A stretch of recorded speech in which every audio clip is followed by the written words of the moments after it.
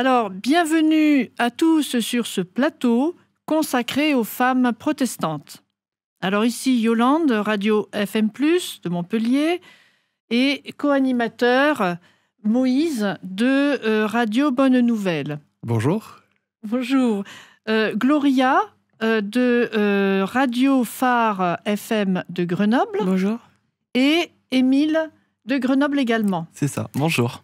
Et notre invitée, Céline Romer, professeure à l'IPT de Montpellier. IPT, Institut Protestant de Théologie. C'est exactement ça. Bonjour.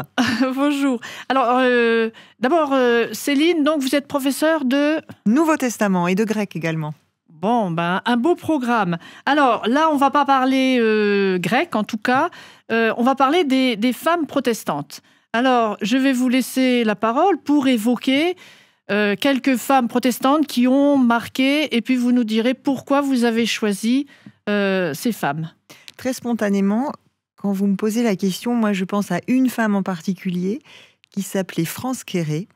France Quéré était une immense théologienne, une femme extrêmement brillante, et je m'en souviens très bien, elle est décédée en 1995, de manière assez brutale d'ailleurs, l'année même où je commençais mes études de théologie. Et j'étais en admiration devant cette femme parce que, d'abord, c'était un esprit brillant, je le répète, et puis elle était reconnue par la société française comme étant une théologienne. C'était pas une femme d'église, c'était pas une femme d'institution, c'était une femme fondamentalement libre, qui parlait librement et qui était écoutée à une époque où c'était pas si simple d'être écoutée quand on était une femme. Et puis elle a marqué énormément le conseil consultatif d'éthique, et c'est une femme dont on se souvient de ses prises de parole, de ses conférences. C'est une femme qui marquait quand on la rencontrait. Et pour moi, ça reste une immense figure du protestantisme qui, je crois, est assez peu reconnue aujourd'hui. Pas assez, en tout cas. D'accord. Alors, 30 ans, depuis 30 ans, donc elle n'est plus là. Est-ce qu'on a l'impression qu'on parle toujours d'elle ou est-ce qu'elle a complètement disparu? Est-ce que dans vos échanges que vous avez avec les autres professeurs, avec les étudiants, est-ce qu'on en parle ou pas du tout? Alors, on essaye. L'idée n'est pas de faire survivre des fantômes, hein, c'est pas ça l'idée. L'idée, c'est de reconnaître la place qu'ont occupé certaines femmes dans le protestantisme.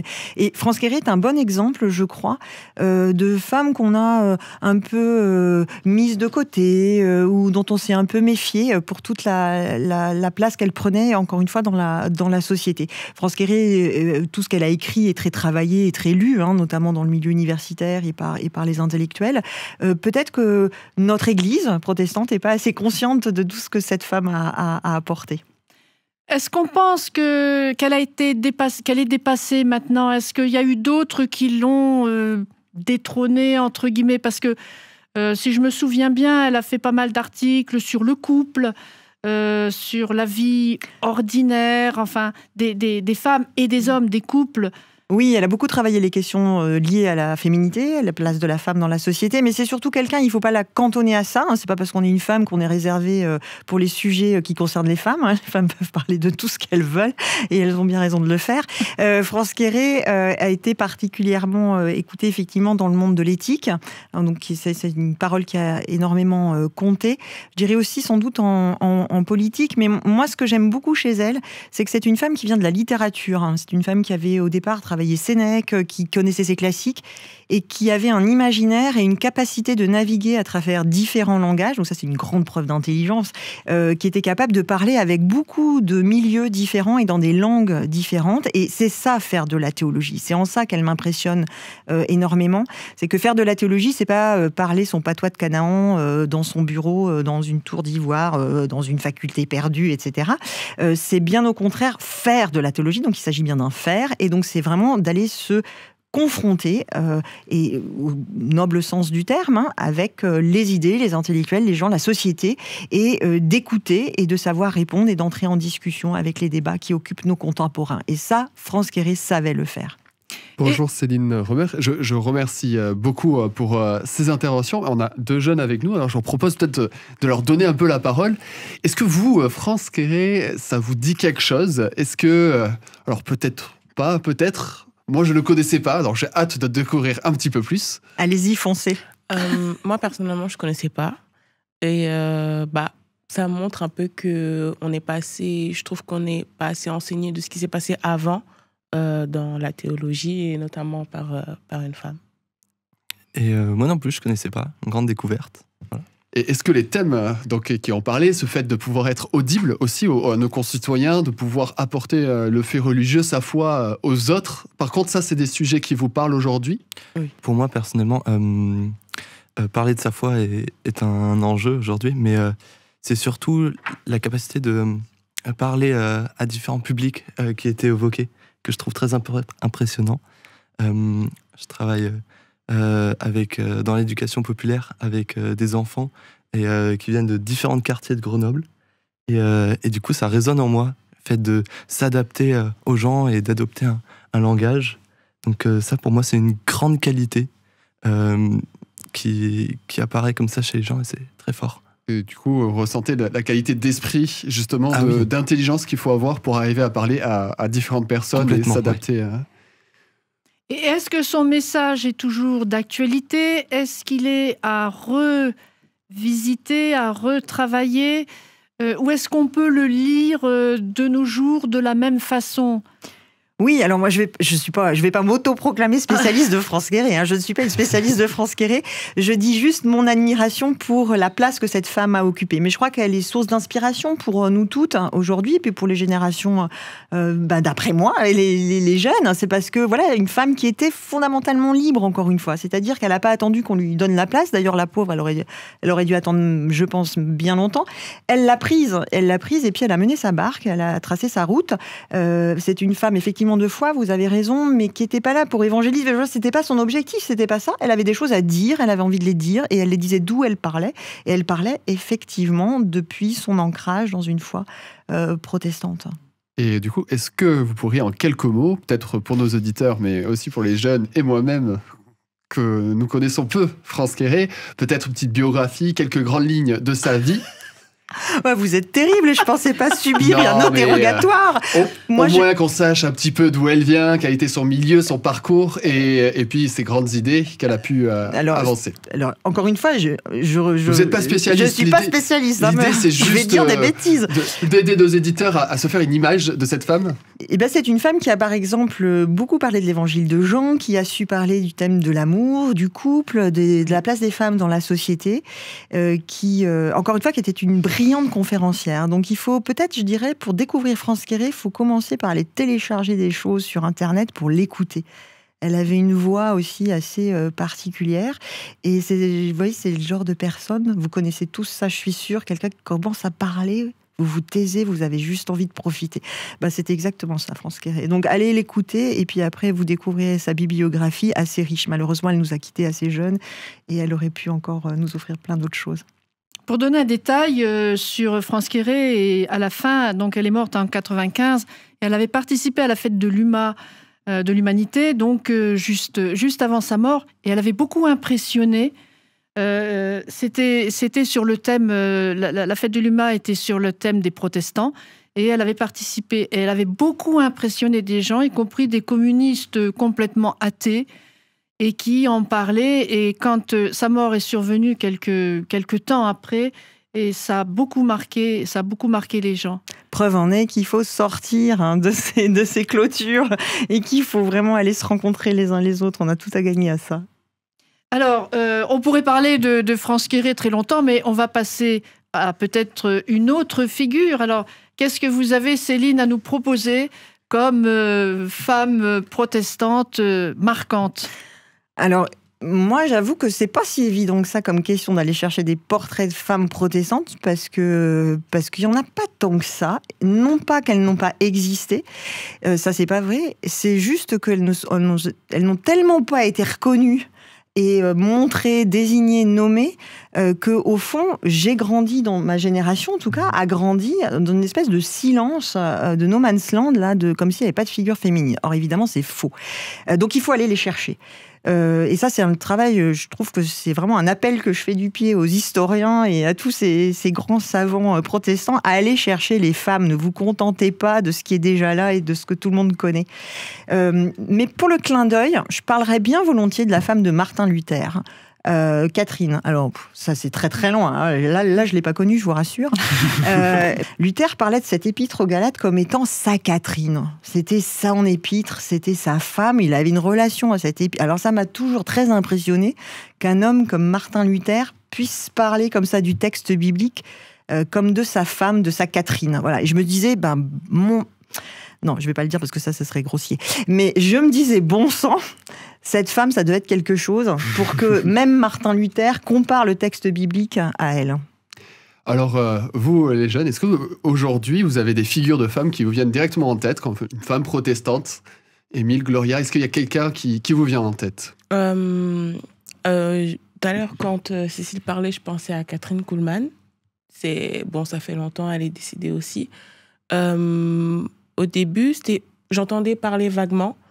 Et quand j'ai commencé à m'intéresser, en fait, ce que je me disais, c'est que je trouve qu'elle n'avait pas assez été mise en avant. Et que, du coup, ça fait que quand on entend Catherine Kuhlmann, on sait que c'est une femme protestante qui a amené un mouvement de réveil. Mais on ne la connaît pas personnellement, on ne connaît pas forcément son histoire. Et je trouve ça dommage, du coup. Alors, Émile? Moi, je connais pas spécialement de grandes figures, mais je viens d'une paroisse à Grenoble où 2 pasteurs sur 3 sont des femmes. Quand même. Voilà. C'est Marianne Dubois et Marie-Pierre von den Bosch. Et ça fait maintenant 10 ans que je les côtoie et elles apportent des prédications vraiment à chaque fois innovantes, intéressantes pour tout le monde, pour les personnes âgées, pour les hommes, les femmes, et surtout aussi les jeunes. Donc pour moi, c'est mes grandes figures à moi. Ça, c'est parce qu'elles ont été bien formées à la faculté de théologie. C'est pour ça. Eh ben, j'avoue que je suis assez étonné, parce que, en fait, moi, je suis anglo-saxon. Et c'est vrai que je pense qu'on sent quand même un petit poids de l'histoire de France derrière vous, parce que mon enfance a été marquée de plein de figures féminines. De Catherine Booth, de Amy Carmichael, de Gladys, qui est allée en Chine. En fait, ma mère nous lisait régulièrement plein d'histoires de femmes qui ont marqué le protestantisme. Donc, je suis assez étonné de ce manque de figures féminines. Et même aujourd'hui, j'ai des noms de femmes. Alors, c'est plus dans le milieu évangélique, c'est vrai. Comme Joyce Meyer, comme aussi en Mozambique, une femme qui a fait plein d'orphelinages. Son nom m'échappe, mais j'ai quand même beaucoup de figures féminines dans la tête et de femmes qui ont vraiment marqué l'histoire, qui ont fait des choses qu'aucun homme ne faisait. Donc ça existe et il y a vraiment beaucoup de femmes très marquantes. D'ailleurs, je parlerai aussi des femmes d'aujourd'hui, ça va être le thème, parce que j'ai 3 femmes qui m'ont beaucoup marqué, c'est ma mère et mes 2 grands-mères. Parce que c'était des femmes de foi. Faut savoir que, c'est petit personnel, mais ma grand-mère s'est convertie en 58 et elle a été la seule protestante dans son village des Hautes-Pyrénées, entourée donc d'un milieu très, très différent. Et elle a su garder sa foi et la maintenir au sein en n'ayant aucun lien, on va dire, avec d'autres protestants à plus de 2 ou 3 heures à la ronde. Et c'est vrai que je suis assez étonné qu'il n'y ait pas ce témoignage-là. Alors bien sûr, France Quéré, voilà, d'autres figures plus françaises que je ne connais pas, donc c'est toujours intéressant. Et je pense qu'Émile nous a donné la suite. Alors, je voudrais juste élargir ce que vous venez de dire en parlant des femmes de pasteurs d'une certaine époque. Toutes ces femmes qui ont travaillé avec leur mari, qui était un 2e pasteur, qui s'occupait de l'école biblique, qui s'occupait de beaucoup de choses, qui n'étaient pas payées. Et donc, toutes ces femmes qui n'ont pas laissé de nom. Et j'ai interrogé pour la radio des pasteurs d'un certain âge, retraités, et je me disais, mais comment ils ont pu faire tout ça? C'est pas possible.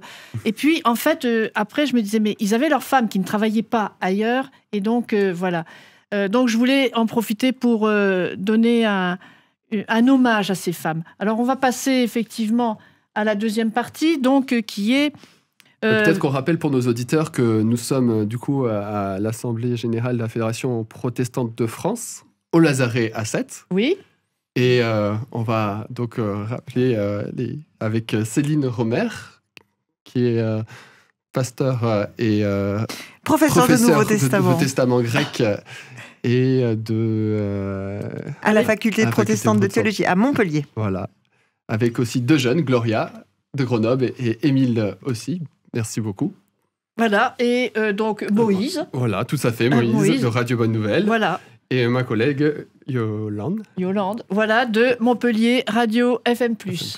Et donc le second thème, vivre sa foi en tant que femme dans la société actuelle.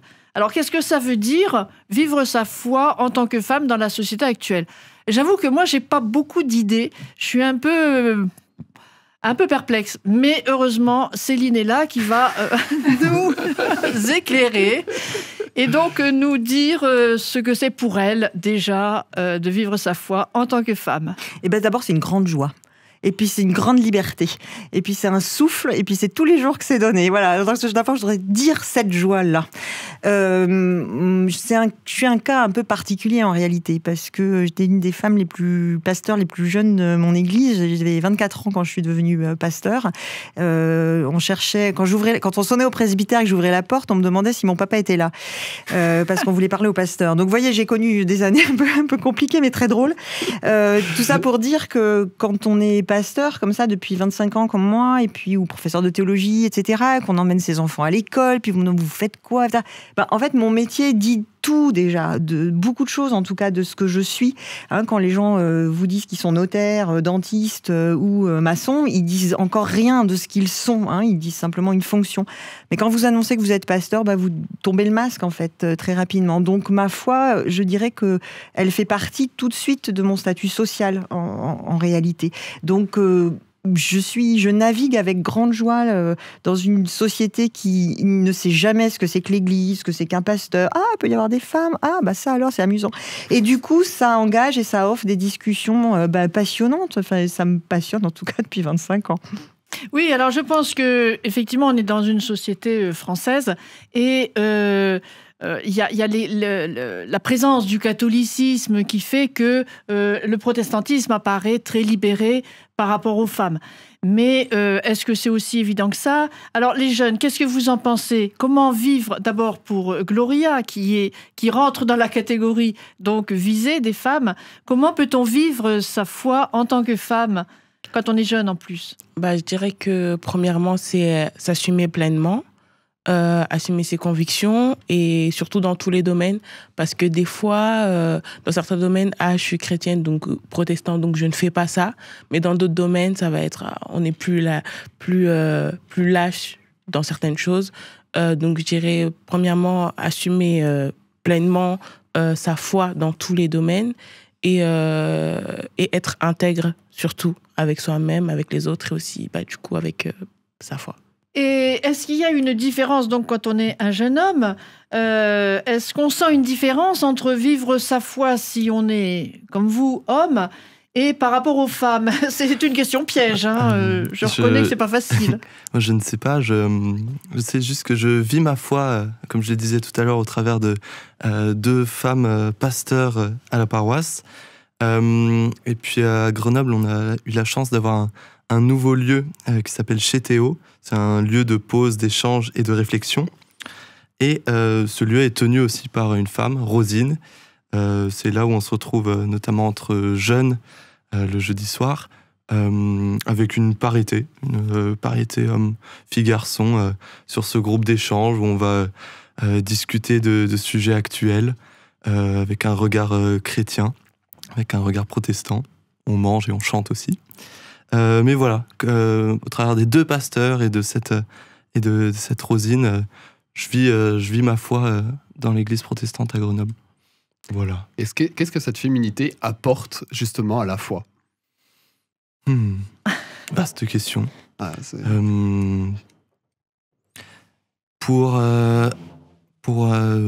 je vais citer des noms. Pour Marianne Dubois, pasteur, un grand élan de nouveauté, de fraîcheur,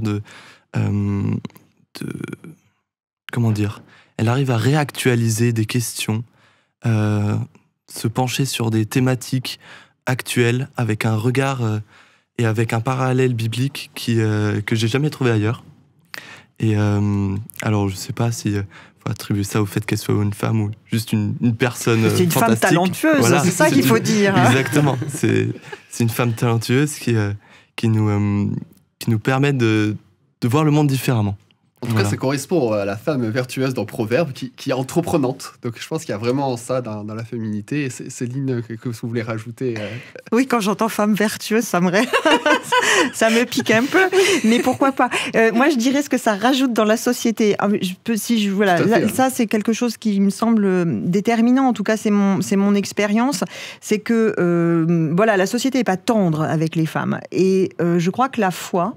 d'être ancré comme ça, en Christ, de se savoir reconnu, de se savoir aimé par Dieu tel qu'on est, ça donne une force dans la société qui se voit en réalité, qu'on le veuille ou non, parce qu'on n'attend pas de la société qu'elle nous donne encore une fois une reconnaissance ou une place, parce qu'on l'a déjà en Dieu. Et donc du coup, je trouve qu'on se pose... moi c'est comme ça que je le vis. Il y a des questions que j'ai pas à me poser, parce que moi c'est réglé depuis longtemps. Dieu m'a donné ça, il m'a donné cette force pour avancer, j'attends pas que la société me donne l'autorisation. J'y vais, c'est droit devant. Voilà. Alors c'est un petit peu radical, mais ça aide drôlement à supporter quelquefois les timidités sociales. Ouais, je ne sais pas ce que ma collègue à ma gauche, Gloria, en penserait. Moi, j'aimerais rebondir sur la question qu'est-ce que la féminité apporte oui, tout à fait. Je suis plus dans l'Église. Dans l'Église, mais dans la société, oui, c'est vrai que c'est les deux. Et, oui. Souvent, on a tendance à penser qu'à une femme pasteur, elle apporte de la douceur, tout ça. Mais en fait, moi, par exemple, je prends mon exemple à moi, mon pasteur, donc le pasteur Betty Diallo, c'est vraiment une femme qui m'a montré que être femme pasteur, certes, c'est être douce, mais c'est aussi pouvoir révéler la facette de l'autorité de Dieu aussi, de prêcher avec fermeté, de prier avec fermeté, de prêcher avec autorité et être ferme dans ses convictions.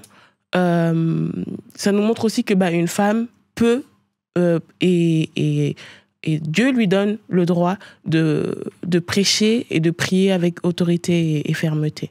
Donc, voilà. En tout cas, à vous entendre, on se demande s'il y a des hommes pasteurs. Mais oui, où sont les hommes? Dites-nous ça. Alors, vous avez dit que la société n'était pas tendre avec les femmes, et ça, on le sait.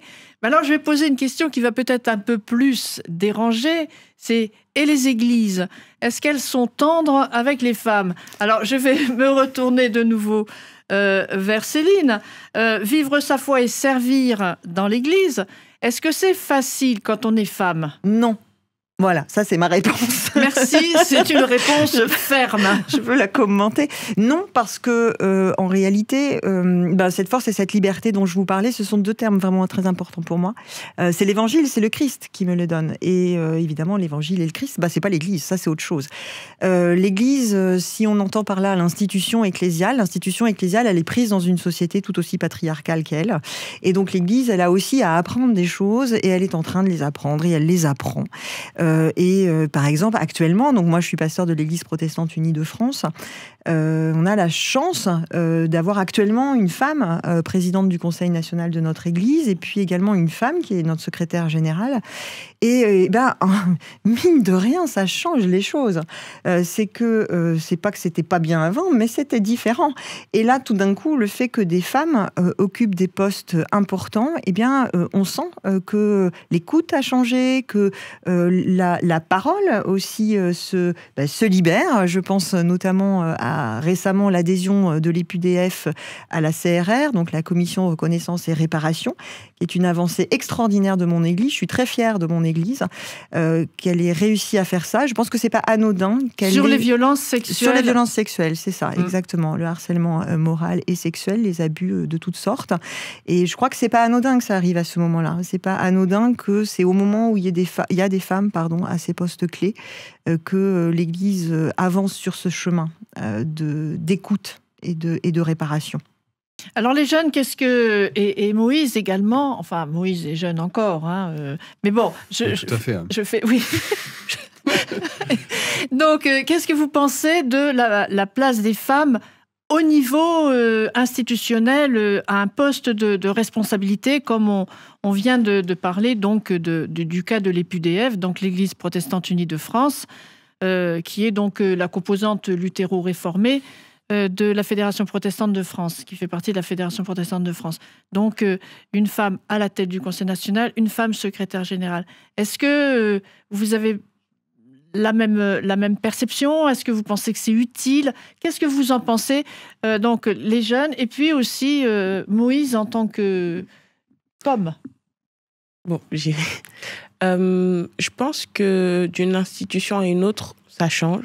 Aujourd'hui, on a des institutions où, malheureusement, on dit que la femme, c'est celle qui s'occupe. Par exemple, dans les églises, il y a certaines églises où on dit que la femme, c'est celle qui s'occupe des enfants ou qui s'occupe que de faire les séminaires féminins. Et dans d'autres églises, on donne le droit à la femme de pouvoir prêcher, de pouvoir prier pour les malades. Et voilà. Et moi, je pense que Dieu ne regarde pas au sexe, mais il cherche des esprits disposés. Et que la question ne devrait pas se poser, mais elle se pose encore aujourd'hui, malheureusement. Et par exemple, encore une fois, je prends mon exemple, parce que je parle de ce que je connais. Moi, mon église locale, c'est la CER Grenoble. Donc, il y a un couple pastoral, le pasteur Betty Diallo et le pasteur Issaga Diallo. Si il y a un pasteur qui est plus... Il y a toujours un pasteur plus leader que l'autre. Dans mon église, c'est le pasteur Betty. Donc, c'est la femme. Mais je pense que c'est aussi parce que le pasteur Issaga est assez humble pour lui laisser la place de leader. Et ça change d'une institution à une autre. Donc, voilà. Moi, je rejoins les arguments de ma collègue. J'aurais bien aimé aussi avoir l'argumentaire de ma copine qui est en train de faire master de psychologie et qui a un argumentaire solide autour de la question des femmes dans les institutions qui vont arriver à mieux gérer la frustration, la pression aussi. Donc rien que point de vue statistique et sur la gestion des émotions, elles sont souvent plus compétentes que nous, les garçons. Donc voilà, pour moi, je chercherais une parité, au moins une parité dans les institutions, oui. Moïse ? Alors, je dirais qu'il y a un passage à la Bible que j'aime bien, c'est que l'homme ne peut être sans la femme, ni la femme sans l'homme. Et je pense qu'il y a une complémentarité qui est fort intéressante. C'est vrai que, donc, comme je l'ai dit, je pense que j'ai une particularité double, à la fois parce que j'ai un arrière-plan anglo-saxon, donc, où l'homme et la femme peuvent très bien... Il y a eu des reines autant qu'il y a eu de rois, il n'y a pas eu cette séparation, ségrégation comme en France. Et de l'autre, c'est aussi le fait d'habiter dans les Pyrénées, parce que la mère d'Henri IV, c'est celle qui régnait, Jeanne d'Albret, première d'ailleurs femme protestante. Et dans les Pyrénées, en fait, avant la Révolution française, il n'y avait pas de séparation. L'aîné de la famille, que ce soit une femme ou un homme, prenait la place. Et la place héritier de la ferme, mais en fait, il n'y avait pas de... Comme dans le reste de la société française, l'idée que l'homme était supérieur, ça n'existe pas dans les Pyrénées. Donc, par exemple, dans notre fédération régionale de radio, on a plus de femmes que d'hommes en poste de direction, et ça n'a jamais posé problème. Mais c'est vrai que quand on voit dans les autres fédérations radio, on cherche les femmes. Donc, on a conscience que c'est un problème en dehors des Pyrénées. Donc c'est vrai que j'ai pas vraiment... Je pense qu'il y a vraiment une complémentarité qui est intéressante. Et après, il y a vraiment une question, mais en fait, l'idée, c'est vraiment de servir. Et c'est ça, je pense, qui est la clé, qu'on soit une femme ou un homme. Si on est au service de l'Église, je pense que là, on est vraiment à la place où le Christ, que le Christ nous a montré. Et je pense que c'est vraiment... Je pense que les femmes sont particulièrement douées à se mettre au service, peut-être plus que l'homme. Je dirais qu'effectivement, relationnellement, souvent les femmes ont tendance à être aussi plus douées à comprendre et à communiquer aussi un message. Et tous ces aspects-là, ce serait vraiment dommage de s'en priver. Donc je pense que c'est vraiment des domaines où la femme peut exceller. Je pense que l'homme a d'autres qualités. Mais bon, vu qu'on ne fait pas un plateau sur l'homme, je ne vais pas forcément en parler aujourd'hui. Mais en tout cas, je pense que dans notre société, on a tendance à vouloir que les femmes deviennent des hommes. Et je pense que ça, c'est un piège. Et j'ai bien aimé ce que Céline Romer a dit tout à l'heure, il y avait des questions qu'elle se posait plus. Et je trouve que de trouver sa véritable identité à travers notre relation avec Dieu, à travers notre réflexion que peut nous apporter notre foi, c'est vraiment indispensable pour enrichir, que ce soit l'Église ou la société. Parce que si on se contente d'essayer de devenir ou de prendre la place de l'autre, sans prendre la place que l'on doit prendre, c'est là où je pense qu'il y a un déséquilibre. Céline, une petite réaction ? Oui, une réaction, je dirais, d'exégète, parce que je suis toujours très frappée. J'aimerais en fait replacer le Christ au centre. Christocentré, le discours, pour le dire avec un joli mot compliqué. Je suis toujours très frappée, en lisant les évangiles notamment, de voir à quel point ces textes sont une source de reconnaissance de la femme. Les récits de Jésus avec les femmes, il est entouré par des femmes, elles sont toujours dans des moments clés du récit évangélique. Et même Paul, alors je sais qu'il a très mauvaise réputation et qu'on le soupçonne de plein de choses terrifiantes, mais Paul discute avec les femmes, il reconnaît certaines des femmes, vraiment, on enlèverait les femmes de la Bible, on n'aurait plus grand-chose à lire dans la Bible. Bon. Et je suis extrêmement frappée de voir l'écart entre le discours de reconnaissance et des hommes et des femmes, notamment par le Christ, dans nos textes, qui sont nos textes de référence, qui nous rassemblent tous dans cette fédération, et l'écart avec ce que les institutions et nos églises, et toutes nos églises, je crois qu'il faut le dire très tranquillement, toutes nos églises ont fait de ces textes-là. C'est-à-dire qu'au fond, les institutions ont longtemps fait croire que pour les femmes, il y avait le choix entre la Vierge et la prostituée, quoi. Il fallait rentrer où on était l'une, on était l'autre. Donc soit c'était le modèle de la Vierge pure, il fallait être une sainte, avec toute la moralité que ça comporte, ou bien on était dans la catégorie prostituée et à bannir. Et bien en fait, le Christ, il dit pas ça du tout. Voilà, c'est pas du tout ça. Et quand on reçoit cette foi, cette relation au Christ, cette confiance de Dieu, on a à prêcher à l'institution. Il faut prêcher à l'Église. L'Église aussi, elle a besoin de se réformer. Et donc, elle a besoin d'entendre l'Évangile. Et donc, plus on sera nombreux et nombreuses, et ça, c'est pas une question d'être un homme ou une femme, plus on sera nombreux et nombreuses à prêcher l'Évangile à nos églises, plus on aidera nos églises à progresser, à avancer. Ça, je le pense. Et alors, je ne peux pas m'empêcher de penser à un film qui a eu lieu il y a déjà plusieurs dizaines d'années, qui s'appelait L'amour à mort, où on voyait un couple de pasteurs, un homme, une femme. Je crois que c'était Fanny Ardant et puis je ne sais plus qui était l'homme. Et alors, ils sont un couple de pasteurs, à Uzès d'ailleurs, et la femme, à un moment, elle fait un enterrement d'un suicidé. Et elle dit à son mari, « Tu m'as laissé faire... » parce que c'était quelque chose que tu ne voulais pas faire. Et donc, on voit dans ce film, alors qui est vieux, mais on voit que même dans le couple, il y a une forme de ségrégation des rôles. C'est-à-dire que quand il y a des cultes qui sont pas... qui demandent un certain tact, l'homme va le donner à la femme en disant, un peu comme vous avez dit, la femme est plus douée dans le service. Alors, c'est bien de reconnaître que la femme est douée dans le service. Peut-être que c'est vrai, je ne sais pas. Moi, personnellement, je ne suis pas très douée dans le service. Je pense aussi qu'il y a des aspects différents selon les personnalités. Et... il faut toujours faire attention qu'on ne ramène pas, justement, grâce aux qualités féminines, à des choses qu'on n'a pas envie de faire.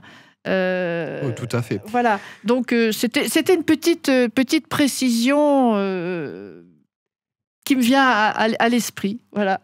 Alors, on est un peu plus à la moitié de notre plateau, mais on est toujours au plateau des acteurs qui rassemblent donc l'Assemblée générale des acteurs fédératifs de la Fédération protestante de France, avec nous Céline Romer, donc professeure à l'Institut protestant de théologie de Montpellier. Et j'enseigne toujours le Nouveau Testament et le grec. Voilà. Et moi, j'ai toujours autant de mal pour les titres. Je suis désolé, mais je comprends tellement ça. Je travaille avec deux jeunes qui n'ont pas de titre. On sait jamais, Gloria, qui est bénévole aussi à Phare FM, et Émile. Donc, on pourra parler qui est dans une église où il y a beaucoup de femmes. Finalement, les femmes font plein de choses, en tout cas. Alors, est-ce qu'elles font que les choses désagréables ? J'espère pas. Hein. Non. Céline nous a partagé combien elle était heureuse Oui. de pouvoir faire. C'est la joie de Ah la oui, foi. mais non, mais alors là, moi, je suis désolée. Alors moi, je suis un pasteur fondamentalement heureux. Moi, j'ai Mais ça se sent dans le ton de la voix. Ça... Alors, je suis Ça navrée. déborde. C'est un don. Chacun ses charismes. Moi, j'ai reçu la joie et je suis très reconnaissante pour ça. Oui, mais simplement pour juste une petite remarque sur ce que vous disiez, Yolande, tout à l'heure là, sur l'amour à mort, là, qui est un film terrifiant, hein, d'ailleurs. Il faut pas regarder ça si vous avez envie de devenir pasteur. C'est surtout pas ce film-là qu'il faut regarder, parce que là, de toute façon, vous rêvez d'autres études que la théologie. Mais effectivement, c'est toujours un peu compliqué. Vous voyez, c'est toujours un peu le piège de parler de la femme ou comme on parle des jeunes. Non, il y a Gloria, il y a Émile, il y a Céline. Voilà, on est vraiment 3 individus et Dieu regarde à la personne. Voilà, c'est toujours très difficile de faire des généralités. Alors, on peut dire les femmes sont plutôt ceci, cela. Bah, vous trouverez toujours l'exemple contre. Et le contre. Exactement. Donc, effectivement, je crois que notre foi chrétienne, elle nous apprend à reconnaître pleinement la personne telle qu'elle est, avec ses qualités et puis sans ses qualités, mais pour une pleine reconnaissance inconditionnelle. Et donc, du coup, ça nous épargne un peu les discours généraux sur les femmes et sur les hommes. Et alors maintenant, je pense qu'on arrive peut-être à... Pourquoi faire ce plateau ? Qu'est-ce que vous pensez de faire ce plateau sur les femmes ? Alors, je vais vous livrer mon sentiment. Au début, quand on m'a proposé ce plateau, j'étais pas trop pour, parce que je dis pourquoi parler des femmes sur un plateau ? On fait pas un plateau sur les hommes protestants. Donc pourquoi parler des femmes protestantes ? Et là, je me dis qu'on a quand même dégagé des problématiques. Alors, je voudrais qu'on fasse un tour de table pour vous demander d'abord si vous étiez d'accord sur l'idée d'un plateau sur les femmes protestantes. Et puis, ce que vous en avez tiré, si ça a changé votre optique, comme c'est un peu le cas pour moi, ou pas. Du coup, peut-être Gloria et Émile pouvaient répondre en premier. Qu'est-ce que ça vous a apporté, déjà, ce début de conversation ? Déjà, moi-même, je suis une femme protestante. Voilà. Donc, quand on m'en a parlé, quand Benjamin m'en a parlé, j'étais contente de faire ce plateau-là. Mais au-delà de ça, je trouve qu'il n'y a pas assez d'espace et de plateformes là où les femmes sont libres d'exprimer leurs pensées. Et donc moi-même, par exemple, je fais de l'art-thérapie. Donc je propose des ateliers d'art-thérapie pour le développement personnel, spirituel, physique des femmes. Et c'est des moments forts où les femmes se sentent libres de pouvoir exprimer leur trauma, exprimer ce qu'elles ressentent par rapport à tel ou tel sujet. Et je trouve que c'est toujours important d'avoir des plateaux médiatisés où on peut parler des femmes vraiment exclusivement. Parce que aujourd'hui, on va pas se mentir, il y a plus d'hommes reconnus pour ce qu'ils font que de femmes reconnues pour ce qu'elles font et qu'on va médiatiser et en parler pendant des décennies. Et je trouve que c'est quand même important de les mettre à l'honneur. Ouais. Pour ma part, quand on m'a proposé le sujet, je n'étais pas contre. C'est vrai que être un garçon pour un plateau qui parle des femmes, on peut se dire, j'y trouverai pas à ma place. Mais je me suis dit, je vais me prêter au jeu et apporter moi mes expériences, tout simplement. Alors moi, j'avoue que j'ai toujours une petite réticence quand on vient me chercher pour parler des femmes, parce que c'est pas parce que je suis une femme que je suis compétente pour parler des femmes. Voilà, encore une fois, être une femme, c'est pas une compétence. D'abord, je pense que c'est une chance, mais c'est pas une compétence. Voilà, vous savez, ça, il faut que je le raconte quand même, parce qu'il faut que ce soit enregistré une fois dans ma vie. Si vous saviez le nombre de fois où on m'appelle pour me dire « Ah oui, écoute Céline, est-ce que tu pourrais venir pour telle conférence ou telle intervention ? On a pensé à toi parce qu'on a vraiment besoin d'une femme. » Et je dis, mais dans ces cas-là, je raccroche. Je suis à peine polie et je raccroche. Mais oui, mais c'est très fréquent, en fait. Il faut quand même comprendre que mes collègues masculins, qui sont beaucoup plus nombreux, ne reçoivent pas ce genre d'appel. On les appelle parce qu'ils sont compétents sur quelque chose. Voilà. Donc moi, j'estime que j'ai droit à la même chose. Ça, c'est en passant, mais ça fait du bien de le dire. En revanche, j'ai dit oui, quand même, parce que je crois que j'aurais aimé, quand j'avais votre âge, Gloria, j'aurais aimé entendre ce qu'on est en train de se dire aussi facilement et aussi librement aujourd'hui. Quand j'avais votre âge, j'avais pas en tout cas de là où j'étais, je connaissais pas de femmes pasteurs, alors qu'aujourd'hui on est nombreuses et de plus en plus nombreuses et je m'en réjouis. Mais voilà, moi quand j'avais 15 ans, mon adolescence, dans l'église, le pasteur c'était un homme. Bon, c'était comme ça. Et les femmes n'avaient pas aussi cette liberté de parole et d'expression. Donc je me dis, il faut le faire parce qu'il y en a d'autres après moi qui ont besoin d'entendre ça et qui doivent absolument entendre qu'elles peuvent devenir pasteurs, qu'elles peuvent faire des choses, que Dieu les appelle avec autant d'amour et autant d'insistance que les garçons. Et il faut que ce soit une évidence maintenant. Voilà, on n'a plus le temps d'attendre, il faut que ce soit évident maintenant. Alors moi, j'aimerais bien revenir sur ces ateliers. Donc, c'est toi qui les proposes aux femmes qui en demandent, c'est ça? Oui, en fait, j'essaye d'en organiser tous les un mois et demi. Et donc, c'est des sessions que je fais... par exemple en collaboration avec un restaurant, tout ça, pour que je loue le restaurant et en échange, il a de la visibilité sur les réseaux sociaux et les personnes qui viennent. Et donc, c'est des moments... Il y a un thème, chaque session a un thème. Par exemple, le dernier thème, c'était la paternité. Donc, et les femmes, du coup, s'inscrivent en amont et elles viennent pour un temps d'échange libre. C'est pas... Donc, ça s'appelle Pray and Paint, mais ça vise pas uniquement la communauté chrétienne.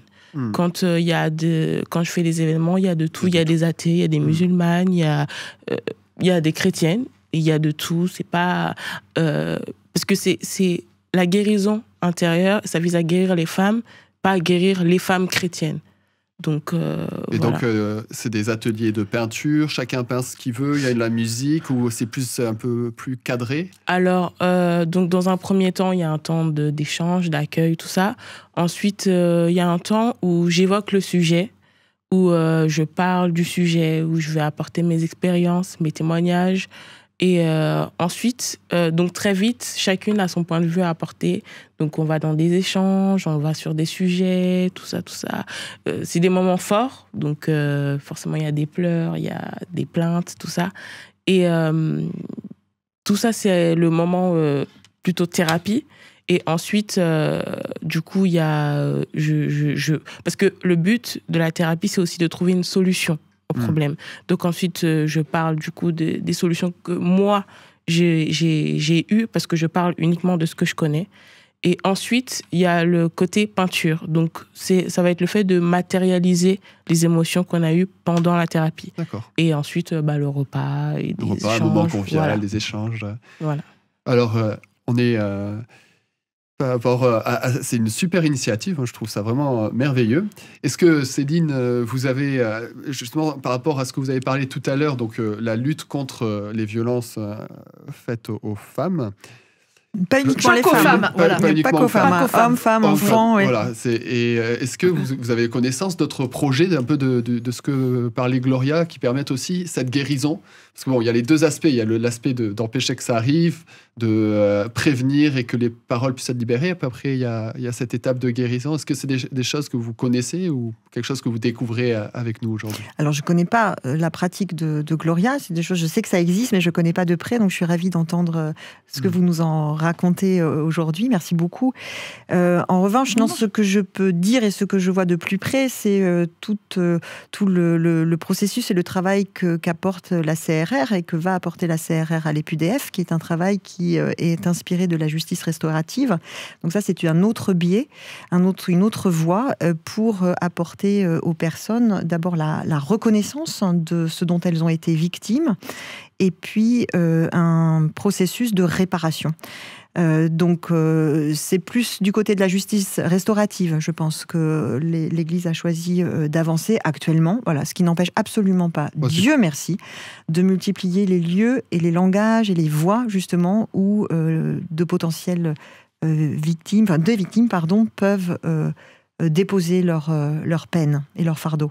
Et du coup, cette justice réparative, donc comment restaurative. Comment ça va se passer dans la pratique? Quels sont les moyens mis en œuvre pour que donc, les enfants, donc, hommes ou femmes, puissent accéder à de l'aide à travers la CRR? Alors, je suis pas la mieux placée pour vous expliquer ça, parce que c'est pas ma compétence. Donc, c'est un sujet trop grave pour me permettre, je voudrais pas dire de bêtises. Ce que je peux en dire de là où je suis, c'est que l'Église protestante unie de France a mis en place une cellule d'écoute il y a maintenant plusieurs années pour permettre aux hommes et aux femmes de pouvoir être entendus si elles avaient des choses à dire et des plaintes à exprimer. Et il se trouve que cette cellule d'écoute a sonné un peu l'alerte sur des dossiers, des cas qu'elle recevait et qui nécessitaient là d'entrer en matière plutôt du côté de la justice restaurative, tout simplement parce que le temps de la justice était passé pour X ou Y raison. Et donc l'EPUDF a choisi de se tourner vers la CRR pour l'accompagner sur ce chemin, parce qu'elle ne pouvait pas le faire seule. Il fallait qu'un tiers intervienne dans ce genre de choses. Donc ce que je peux simplement dire de là où je suis, c'est que toute personne dans nos églises qui aurait été victime, qui serait victime d'abus, d'agressions, d'emprise, de viol, a la possibilité de se faire entendre et de dire les choses. Voilà, il y a une cellule d'écoute et puis il y a aussi cette voix par la CRR. Et puis il y a aussi des associations qui travaillent, qui travaillent pour ça et qui peuvent apporter un accompagnement. Absolument, il y a quantité de professionnels et d'associations. Tout est complémentaire. Exactement, il n'y a pas de solution exclusive, il y a qu'une multiplication de voies possibles. Je tiens à dire aussi une chose, c'est que tout ça nous entraîne aussi dans un travail de réflexion déontologique vis-à-vis de l'exercice de nos ministères, chacune là où nous sommes.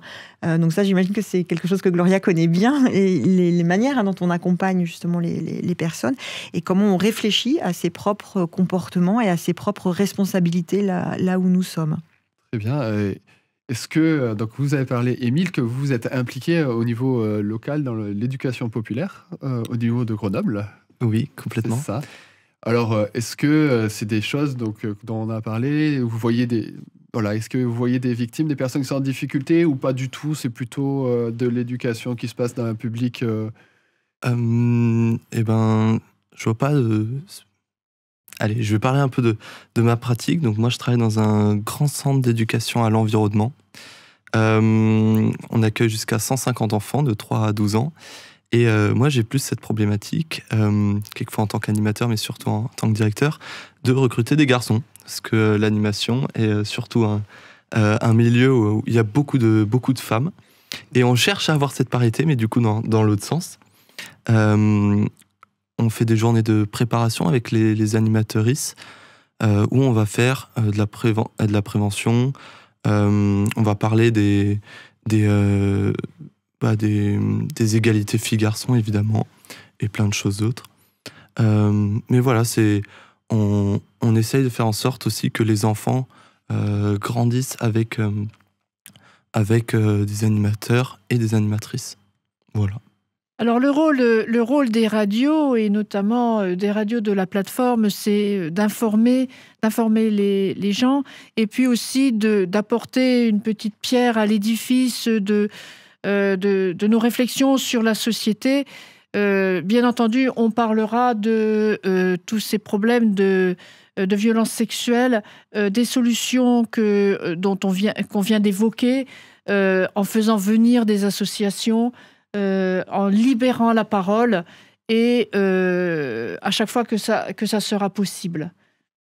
Oui, tout à fait. Et il y a aussi des lignes d'écoute, des numéros. Alors, peut-être qu'il faudra qu'on les rappelle, mais c'est vrai que régulièrement, nous, on les passe, je sais, sur notre antenne. Oui, et puis il y a ce dossier de la Fédération protestante de France qui est un dossier qui rappelle aux unions locales comment on peut lutter contre ce phénomène.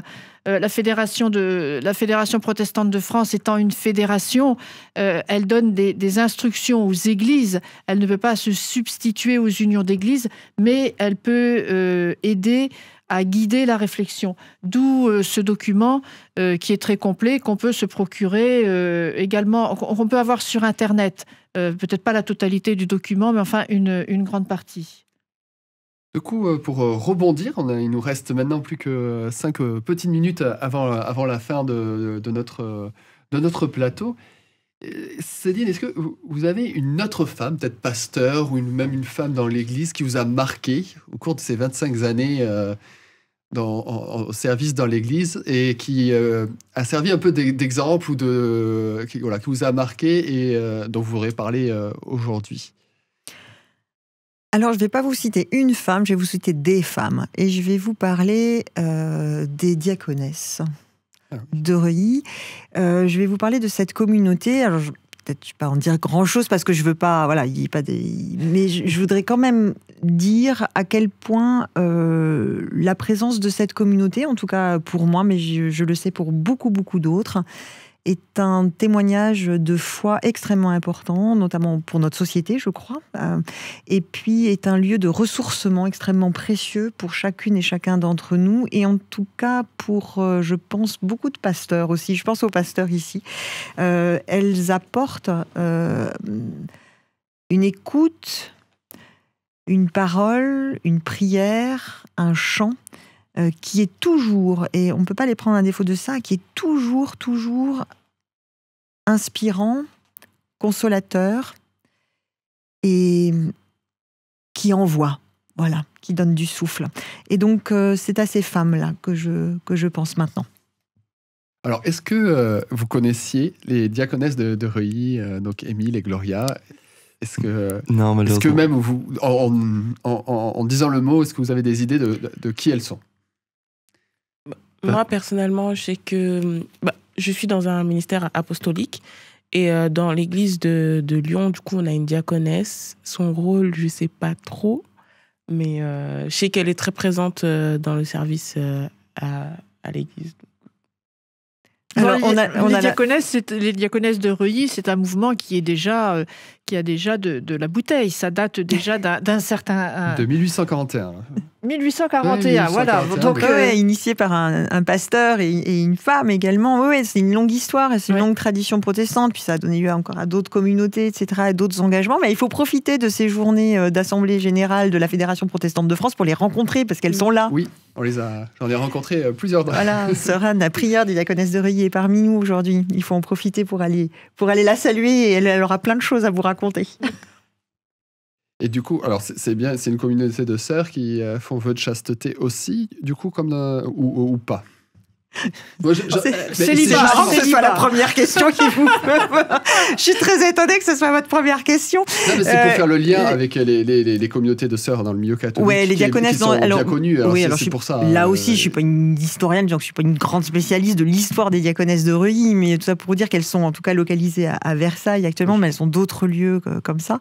Et puis, non, elles ne s'appellent pas diaconesses par hasard. Hein. C'est une œuvre de service des femmes qui sont au service, qui l'ont d'abord été par le soin, par l'hôpital, et puis donc plutôt du côté des œuvres, et qui ont évolué, enfin qui ont cheminé dans leur foi et dans leur service vers la prière et l'écoute.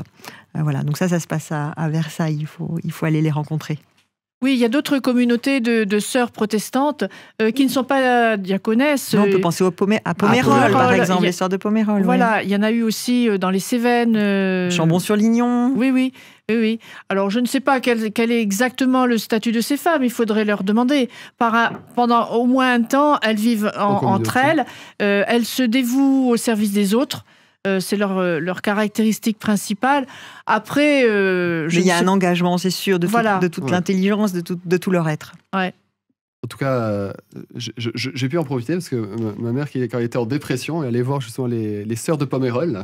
Et c'est grâce aux discussions et aussi au travail dans le silence. Oui. Le matin, il a travaillé dans le silence, ça lui a fait beaucoup de bien et ça lui a redonné le goût à la vie et l'envie d'aller de l'avant. Donc, je suis très reconnaissante.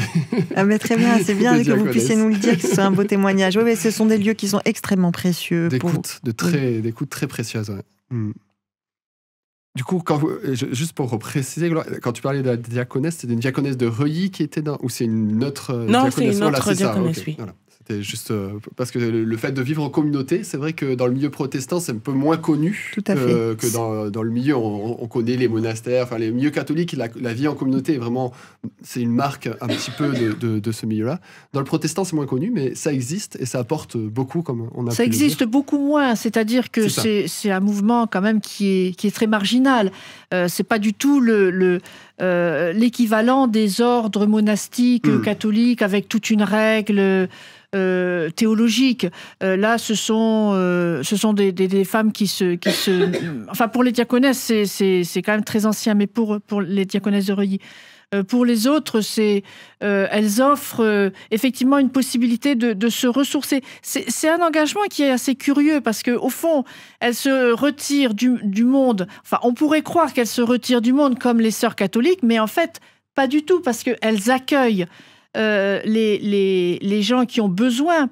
Je sais qu'à Pomerol, on peut frapper à leur porte. On est reçu pendant un certain temps. Et si on veut y rester, après, il faut travailler. On ne peut pas vivre au crochet. Alors, c'est toute une philosophie de l'aide, de la prière, du recueillement, mais c'est pas du même ordre que les services monastiques catholiques. Pour ce que j'en sais des services catholiques monastiques, parce que je ne suis pas une spécialiste. Il y a différents, mais effectivement, il y a une dimension d'accueil, mais pas systématiquement. Mais en tout cas, c'est vrai que ce qui est marrant, quand on se retire et quand on vit en communauté, on permet aussi l'accueil. Parce que d'accueillir quelqu'un tout seul, c'est difficile. Et ensemble, on fait beaucoup plus de choses. Et puis, c'est un témoignage porté par des femmes. Voilà, puisqu'on parle des femmes aujourd'hui, il faut aussi redire toute la place qu'elles occupent dans notre Église et toute l'importance qu'elles ont pour notre fédération également.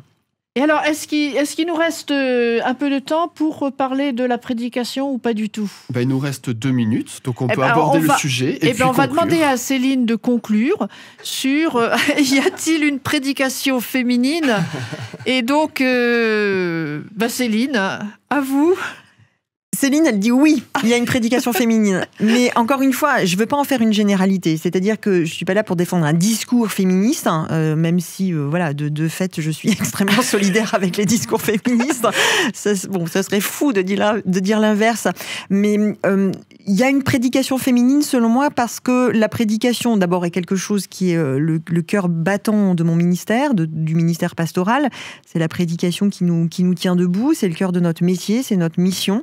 Et donc, quand on prêche, on y va avec tout ce qu'on est. C'est-à-dire que là, il faut s'engager pleinement. C'est la confrontation avec la parole de Dieu et le texte qu'on essaye de faire parler. Mais il faut y aller de tout son être. Et quand on y va de tout son être et qu'on est une femme, nécessairement, quand on prêche, on entend une femme prêcher. Et ça doit changer tout, moi j'en suis sûre. Parce que on habite le monde comme une femme. Et donc, avec les soucis d'une femme, avec les ennuis d'une femme, avec la société qui, encore une fois, malmène, je crois, très sérieusement les femmes, et je pense notamment aux jeunes femmes. Et donc, quand on prêche, c'est tout ça qu'on porte, et ça s'entend. Merci. Je pense qu'on est arrivé au bout. Alors, il me reste à vous remercier tous. Alors, merci. Céline Romer, donc professeure à l'Institut protestant de théologie. Bravo. De Nouveau Testament de grec. Et aussi du grec. Merci beaucoup de votre accueil. Gloria, merci. Émile merci et Moïse. Merci Yolande.